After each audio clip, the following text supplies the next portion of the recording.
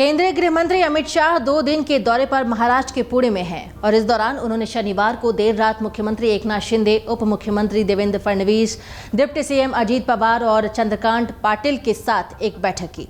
सूत्रों से मिली जानकारी के मुताबिक ये मीटिंग करीब 2.5 घंटे तक चली है और मंत्रिमंडल विस्तार पर चर्चा भी की गई है। रात करीब 10 बजे से लेकर देर रात 12:30 बजे तक ये बैठक चली है। सहकारिता परिषद के कार्यक्रम में हिस्सा लेने के लिए अमित शाह शनिवार रात 8 बजे के करीब पुणे पहुंचे हुए थे। गृह मंत्री अमित शाह की उपस्थिति में कल देर रात पुणे में हुई बैठक में महाराष्ट्र की 48 लोकसभा सीटें पर रिव्यू लिया गया और बैठक में मुख्यमंत्री एकनाथ शिंदे, उप मुख्यमंत्री देवेंद्र फडणवीस, अजीत पवार, चंद्रकांत पाटिल और प्रदेश बीजेपी अध्यक्ष चंद्रशेखर बावनकुले मौजूद थे। सूत्रों ने बताया है कि बैठक में अमित शाह ने कहा है कि अजीत पवार की सरकार में आने से लोकसभा चुनाव में गठबंधन और भी मजबूत हुआ है और इससे पहले अमित शाह पुणे एयरपोर्ट पर पहुंचे, जहां पर उनका स्वागत मुख्यमंत्री एकनाथ शिंदे ने किया। सहकारिता परिषद का कार्यक्रम आज रविवार को होना है और इसी में हिस्सा लेने के लिए वो पुणे पहुंचे हुए हैं। इस दौरान उन्होंने एनडीए नेताओं के साथ मुलाकात की और साथ ही साथ लोकसभा चुनाव को लेकर 48 सीटों पर मंथन भी किया। अमित शाह रविवार को पुणे में सहकारी समितियों के केंद्रीय पंजीयक कार्यालय के डिजिटल पोर्टल का भी शुभारंभ करेंगे।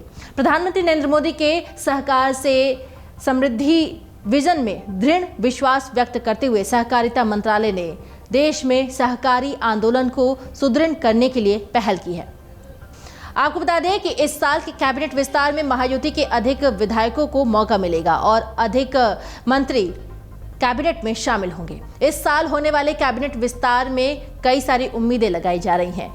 माना जा रहा है कि इस कैबिनेट विस्तार में राज्य मंत्री भी नियुक्त किए जाएंगे। सूत्रों ने जानकारी दी है कि विस्तार में तीनों पार्टियों यानी शिवसेना, बीजेपी और एनसीपी के नेताओं को भी मौका मिल सकता है। हालांकि इस बार कैबिनेट के विस्तार में शिंदे गुट के कई विधायक मंत्री पद की उम्मीद लगाए बैठे हैं और इस बीच अजीत पवार ने सत्ता में भागीदारी के लिए सत्तारूढ़ शिवसेना, बीजेपी के साथ हाथ मिलाने का भी फैसला किया और इसीलिए दूसरे कैबिनेट विस्तार में एनसीपी के 9 विधायकों को मंत्री पद मिला। एनसीपी के आने से शिंदे गुट के विधायकों की मंत्री पद को लेकर उम्मीदें बदल गई हैं और अब दावा किया जा रहा है कि जल्द ही दोबारा कैबिनेट का विस्तार किया जाएगा, जिसमें शिंदे गुट के विधायकों को मौका दिए जाने की बात कही जा रही है।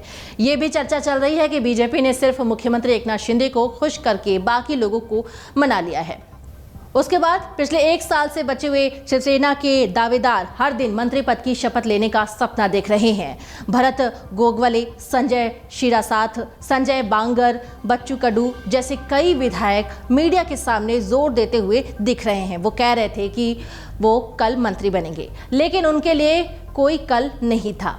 किसी को भी मंत्री पद देने का यही रवैया अपनाते हुए शिवसेना के महत्वाकांक्षी विधायकों की एक तस्वीर भी सामने आई है। कैबिनेट के हिसाब किताब की घोषणा के बाद पूरी तस्वीर सामने आ गई। जो काम शिंदे 5-6 बार दिल्ली जाकर नहीं कर पाए, वो अजीत पवार ने एक दिल्ली दौरे में ही कर दिखाया। अजीत पवार दिल्ली गए और उन्होंने केंद्रीय गृह मंत्री अमित शाह से मुलाकात की और उन्होंने सीधे वित्त मंत्री, सहकारिता मंत्री, कृषि मंत्री जैसे महत्वपूर्ण पदों पर पदोन्नति की। अजीत पवार के सत्ता में आने के बाद पहले से ही खफा शिंदे गुट के लिए एक नया झटका था। हालांकि इस कैबिनेट के विस्तार में भी इसी बात के कयास लगाए जा रहे हैं कि इस बार शिंदे गुट के विधायकों को मौका नहीं मिल पाएगा, लेकिन शिंदे गुट के विधायकों को अगर मंत्री पद नहीं मिलता तो वो फिर नाराजगी भी बढ़ेगी, क्योंकि कई सारे ऐसे विधायक हैं जो लगातार सीएम एकनाथ शिंदे पर दबाव बना रहे हैं कि उन्हें भी मंत्री पद दिया जाए। अमर उजाला अब आपके टीवी पर भी।